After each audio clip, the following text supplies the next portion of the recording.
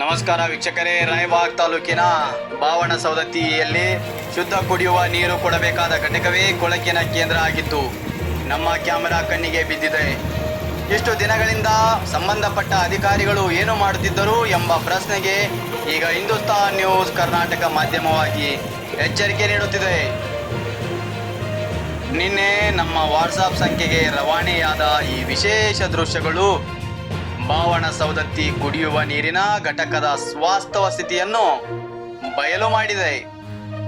ದೃಶ್ಯದಲ್ಲಿ ನೀರು ತಿಳಿಗೊಳಿಸುವ ದೊಡ್ಡ ತೊಟ್ಟಿಯ ಸುತ್ತಲೂ ಆವರಣದಲ್ಲಿ ಹಾಗೂ ಘಟಕದ ಒಳಭಾಗದಲ್ಲಿಯೂ ಹುಲ್ಲು ಮತ್ತು ಗಿಡಗಂಟಿಗಳು ಬೆಳೆದು ನೀರಿನ ಕವಾಟದ ಕೊಠಡಿಗಳು ಸಂಪೂರ್ಣವಾಗಿ ಮುಚ್ಚಿ ಹೋಗಿ ನಿರ್ವಹಣೆ ಇಲ್ಲದಿರುವುದು ಸ್ಪಷ್ಟವಾಗಿ ಕಂಡುಬಂದಿದೆ. ಈ ಬಗ್ಗೆ ಯಾವುದೇ ಲಿಖಿತ ದೂರು ದಾಖಲಾಗಿಲ್ಲ. ಈ ದೃಶ್ಯಗಳು ಹರಡುತ್ತಿದ್ದಂತೆ ಆಡಳಿತ ವ್ಯವಸ್ಥೆ ಎಚ್ಚೆತ್ತುಕೊಂಡಿದೆ. ನಮ್ಮ ತಂಡ ಇಂದು ಸ್ಥಳಕ್ಕೆ ತೆರಳುವ ಮುನ್ನವೇ ಗ್ರಾಮ ಪಂಚಾಯಿತಿ ಸಿಬ್ಬಂದಿ ಘಟಕದ ಒಳ ಹೊರ ಆವರಣದ ಸ್ವಚ್ಛತಾ ಕಾರ್ಯದಲ್ಲಿ ತೊಡಗಿರೋದು ಕಂಡುಬಂದಿದೆ. ಮಾಧ್ಯಮ ಪ್ರಶ್ನೆ ಮಾಡಿದ ಮೇಲೆ ಕೆಲಸ ಆಗಬೇಕಾ?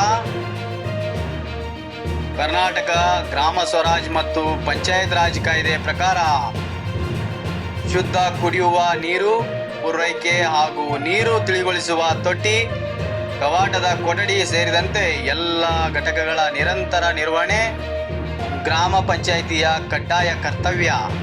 ಕಾನೂನು ಪಾಲನೆಯಾಗದಿದ್ದಾಗ ಮಾಧ್ಯಮ ಪ್ರಶ್ನೆ ಮಾಡುವುದು, ಎಚ್ಚರಿಸುವುದು ನಮ್ಮ ಸಂವಿಧಾನಬದ್ಧ ಹಕ್ಕು. ಹೀಗಾಗಿ ಹಿಂದೂಸ್ತಾನ್ ನ್ಯೂಸ್ ಕರ್ನಾಟಕ ವತಿಯಿಂದ ಸಂಬಂಧಪಟ್ಟ ಎಲ್ಲ ಅಧಿಕಾರಿಗಳನ್ನು ನಾವು ಈ ಮೂಲಕ ಎಚ್ಚರಿಸುತ್ತಿದ್ದೇವೆ. ಇಷ್ಟು ದಿನಗಳ ನಿರ್ವಹಣಾ ಲೋಪ ಏಕೆ ಆಯಿತು ಎಂಬುದು ತನಿಖೆಯಾಗಲಿ. ಆದರೆ ಇನ್ನು ಮುಂದೆ ಇಂತಹ ಬೇಜವಾಬ್ದಾರಿ ಘಟನೆಗಳು ಮರುಕಳಿಸಬಾರದು.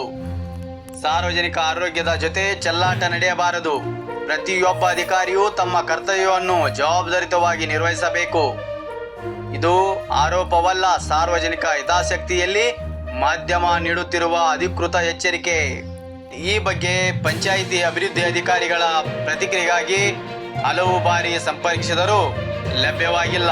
ಪ್ರತಿಕ್ರಿಯೆ ಬಂದ ತಕ್ಷಣ ಪ್ರಸಾರ ಮಾಡುತ್ತೇವೆ. ಜನರ ತೆರಿಗೆ ಹಣ ಪೋಲಾಗಬಾರದು. ಇದು ಹಿಂದೂಸ್ತಾನ್ ನ್ಯೂಸ್ ಕರ್ನಾಟಕ ಜವಾಬ್ದಾರಿಯುತ ವರದಿ. ಮುಂದಿನ ಸುದ್ದಿಯೊಂದಿಗೆ ಮತ್ತೆ ಭೇಟಿಯಾಗೋಣ ವೀಕ್ಷಕರೇ. ನಮಸ್ಕಾರ.